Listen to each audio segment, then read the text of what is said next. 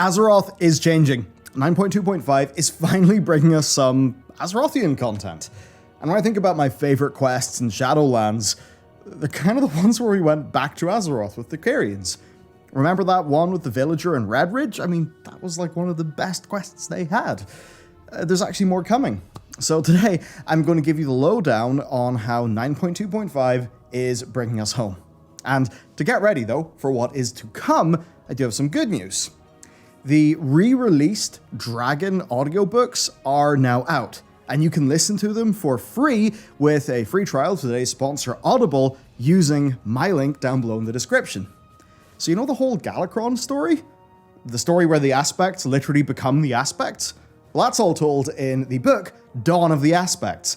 It's a foundational piece of Dragonflight lore, and it's a great 14-hour listen. The book follows the dragons from, well, Proto-Drake to Empowerment, and of course in Dragonflight, we actually face down the Primal Incarnates, who are directly tied to Galakron, and I certainly have some theories on that. So hit up the Audible link down below, and remember, once it is added to your account via the free trial, it's yours forever, even if you cancel the subscription. So a big thanks to Audible for supporting the channel. Loads of the Warcraft library is there for you to enjoy. Let's get into the video. Change has came to both Stormwind and Orgrimmar on the PTR.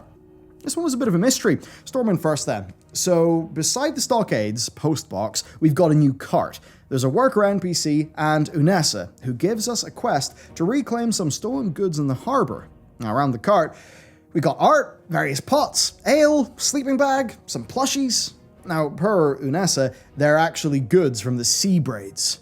Now the Sea Braids are only really referenced in the Sea Braid Stallion mount from BFA, and its flavor text just doesn't help us much here, but I can assume they are some group of people from Kulturas who do have booty to sell. Now, beside the tree, well, that's where we see that the cooks are gone, replaced by workers. And along the wall of a nearby house, there is a stable. The quest line is simple enough. You get some missing merch from a thief, then you toss some water on a few lazy workers. And once that's done, those workers appear back at the quest giver and they start working on just whatever is being built at that tree. Now, clearly they're working with the Sea Braids. To set up a shop or something? I'm not really sure. Now, they're clearly working with the Kultirans. And of course, if I think about that, well, the Kultiran Navy is important to the Alliance. And we do know that Dragonflight is going to bring with it some form of minor update to the Stormwind and Orgrimmar harbors. And I suppose that kind of reminds me of the pre-Wrath of the Lich King events, where in patch 2.4.3, we saw construction begin on the harbor as we actually know it today. Now, the Horde have got themselves a similar quest line as well. You catch a thief, you wake up some workers, and you return to find that the workers are back to work. Something I noticed after you've woken them up and you come back to the NPC, there are more workers in the area. Now, all the new NPC has to say is, not much here for you to look at yet. But then, I log into the PTR after like a week or two, and guess what happened? Things changed a little bit. Now, there's actually a larger, more established-looking stable building that really does look a lot more high-poly than the things around it, which is kind of awkward, and Org actually has similar. So this is a mystery. Now, being the epilogue patch to the expansion, you could perhaps imagine that these quests are going somewhere, that they could be setting something up. I mean, what's the deal with a few merchants getting set up? Why would Blizzard do quests where we help these merchants? What's going on? What's it all for? I don't really know. As for the new stable, I mean, maybe that's for, like, mount skill learning once people are done with Exile's Reach? Perhaps? Who knows? But for now, let's go to Tirisfal. Okay, so this is Tirisfal Glades right now. The map looks pretty rough. And here is data mine minimap assets from the 9.2.5 PTR. So it looks better, right? It seems that Brill may be in a better spot, and those fires have finally stopped burning a bit. Now, per interviews, Kalia Menethil is going to be involved in some way, which does fit there being a new encrypted model for her on the public test realm. Now, of course, the role of Kalia is a little bit of a controversial thing. She's a light-forged sort of undead, which is, essentially a new thing for the Warcraft setting. Then, she's the heir to Lordaeron, given that Arthas is dead, her father's dead, but obviously times have changed. It took a while for her to come out into the open, that's one thing. She really hasn't been through the struggle of the Forsaken, not really. They forged their own identity, so a lot of players don't love the idea of some rich noble traipsing in and being like, oh, well, you are my people, so I get to rule you. It feels a bit weird. Now, as it stands, Kalia is a member of the Horde Council, standing in for the Forsaken, but it's not like she's their leader. Now, she did travel to Shadowlands, I believe with Talia, but she didn't really do much at all, did she? Of course, for 9.2.5, we're thinking along the lines of, there's some of the Sylvanas Dark Rangers, as well as the Risen Night Elf Rangers that Kalia did help deal with Undeath towards the end of BFA, and I suppose Derek Proudmoore, I wonder if he would appear back. There's also a quest that has been data mined where Alliance players seem to head to Tirisfal to spy on whatever's going on. So, I suppose expect to learn more of the Forsaken's fate and their internal affairs in 9.2.5. Next then, the other city that got destroyed. There's not much to say here other than Tyrande has a new animation where she appears to be carrying something. And then there was a new model for something called the Queen's Gift that basically looks like a big tier of a loon wild seed thing. And there's also an encrypted cinematic that references it.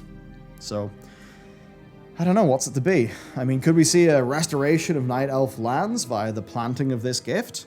I know some people speculate it may be planted at the sword, and that would sort of fit Blizzard playing with the what sword meme, but I really do imagine that the sword will be used for something else quite a bit down the line. Who knows? They could always just fix up Teldrassil with it. There's nutrients in that ash, right? It can clear the way for some new growth, maybe? And unlike Teldrassil, whatever comes from this wild seed thing, it will kind of have the blessing that Teldrassil had always lacked. No need to go through all of the Teldrassil lore, but basically TLDR, Fandral just kind of went off on his own and he was a pretty loopy dude. Now, I do believe that a few Night Elf refugees got displaced with some of those Stormwind changes, so perhaps, maybe they've got somewhere to go? Maybe? Who knows? Who knows where that seed could get planted? But the Queen's Gift was given to Tyrande for some reason, so expect a storyline there. We then have a set of new racial questlines. There's one for the Dark Iron Dwarves, another for the Blood Elves. Now, the Dark Iron one is a bit more short and simple. Its rewards are awesome, though. Basically, these Dark Iron weapons were in the game files, but there wasn't a way to get them. Now there is a way, and honestly, they look so cool that I kind of want to roll a warrior for them. Just look how cool those weapons are, so that's pretty nice. Okay, also, the Blood Elves. They're a bit more interesting. They have a quest line that has been played on the PTR. I'm not going to fully spoil it for you, but it's basically all about the defense of their homeland now that the Scourge have no centralized controlling force. And I actually love what Blizzard have done here with the story. It's a way for Blizzard to have no Lich King, no Zoval, but still make the Scourge potentially a more interesting threat. Essentially, the strongest of the Scourge now lead the weak. The Sand Lane are back, that's another thing, and I kind of just love it. So not only do we get just a great quest line that just feels like, good old shenanigans, we also get the ability, because of how they've set this up, to tell more Scourge stories in the future, and in a way where they will feel different to the ones we've had thus far. Going around Duskwood, it was never like, oh, the Lich King's plan. It was just spooky stories with skeletons and ghouls and things. It was nice. In the Ghostlands, that was the whole, was it Darkan Drathir or whatever? He was basically just a warlord. So I think that those sorts of stories are great, and I really like how Blizzard have set up the Scourge to just be an ongoing thing in the world. Another important thing, though, is a character is back from the Burning Crusade, Salandria. She's all grown up now, and she was of course first seen in the Burning Crusade's Children's Day. Now, when you took her to the Caverns of Time, the guards try to attack her, but Zaladormu stops them, saying that she can't be punished for the things that she might do or fail to do in the future. Now that is interesting, because she either does or fails to do something in the future. That's what those bronzes saw. Now after Children's Week, you get a mail from her, and you find out that Liadrin has taken her in. And there's a few interesting bits of information with this character. I mean, first, it's just nice to see some continuity go on, but when she got a dragon toy, she said, "Someday I plan to own a real one."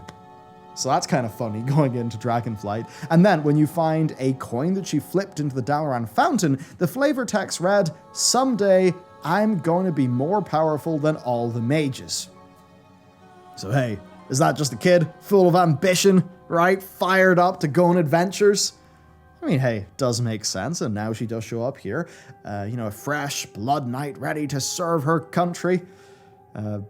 But I mean, of course, Dragonflight is our next expansion. She's ambitious, she's fired up, and she either does or fails to do something that made the Bronze Flight guards attack her in the Burning Crusade. We know the Bronzes are going to be part of the story in Dragonflight. Now, I severely doubt that Salandria is going to become a villain. Maybe she'll be just someone who makes a questionable judgment call because she's in a hard position, she's young, she doesn't have experience. Who knows? I mean, many of us do wonder how even Morzond could fit into Dragonflight. Perhaps the Bronzes are onto something and something might happen here. Now, the rest of the questline is just a nice slice of Blood Elf action. It's the sort of thing that grounds your character in the factions of Azeroth. It's just the sort of thing I want to see, and that I want to see Blizzard do more of. Now, while Salandria did get all of the buzz given her inclusion, I really should note that there still are a few interesting things to say about Dorna, who is the Draenei child. Basically, the same bronze dragon also prevented guards from attacking her with pretty much the exact same reason as Salandria. I think the only difference was that she was fated to become a great shaman. Now, of course, the elements are going to tie pretty majorly into Dragonflight, but we've not seen Dorna yet, so maybe that'll go nowhere. As for other things, well, there's some Highborn music. I saw Wowhead post about that apparently is in and around the length of, I think was it Samaya or Portergate you said? I forget, one of the two. Anyway, said it was about as long as what a allied race intro usually is, so that's interesting. And look, that's mostly it. You may still wonder, what sword? Well, Blizzard are playing with the idea of what sword themselves, and in an interview they actually did say they've got plans for it. Seemingly not for Dragonflight, though, but it is something that they do have plans for. It will be a future story, so for now, no sword. What about a release date, then? I don't know shit, but I can tell you one thing. So the public test realm is currently set to Season 3, and I think that perhaps indicates that 9.2.5 is being prepared so that it can release during Season 3, so, not a few months away from now. So I think it actually mightn't be long. And I mean, if it does come out well before Season 4, then it's not like Blizzard would have to get the new gearing systems of Season 4 completely, built and perfect. So there you go. Some stuff going on in Azeroth. Some nice storylines. We've got, I guess, a Forsaken storyline for the Horde, a Forsaken storyline for the Alliance, a Blood Elf storyline, a Dark Iron Dwarf storyline, and potentially some sort of epilogue-ish storyline going on with Tyrande. There's also, I think Dorothur, and there's a few animations or whatever that were data mined, so there could be a little bit more epilogue content. I mean, there is that sort of cliffhanger thingy at the end of the Sylvanas novel where it's kind of implied that Anduin joins her in the Maw. And then, well, we understand Anduin is going to make a fairly important decision soon. So it actually could be the case that he will decide something major in patch 9.2.5. And maybe that's what some of the data mining fragments actually point towards. Some people think he might abdicate the throne, right? He might leave for a bit. Of course, citing that, he's obviously a bit compromised. He's been through a hell of a time. And if Anduin was to leave the throne, Turalyon, of course, would stay in his present position and be the de facto leader of the Alliance. And, of course, you'll know that we have a lot of thoughts about that we went over in a few videos in the past. So there you go. While it does not promise to be a massive patch, 9.2.5 does seem to be a patch that's giving us a nice little sprinkle of familiarity, pushing the Azerothian storyline forward. That's exactly what I want ahead of Dragonflight.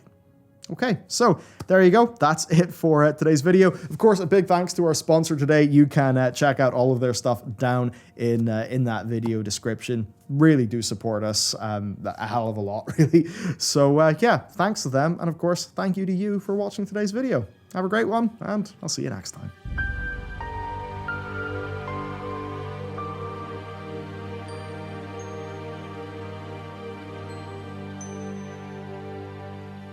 Thank you.